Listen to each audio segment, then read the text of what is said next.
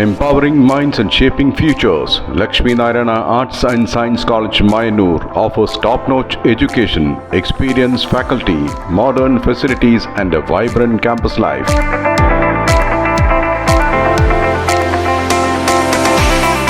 Join us for a journey of learning, growth and success.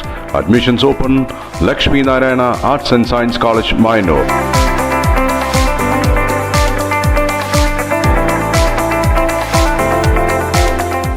Ottapalam നഗരസഭാ council യോഗം ചെയർപേഴ്സണെതിരെ BJP കൗൺസിലർമാരുടെ പ്രതിഷേധം.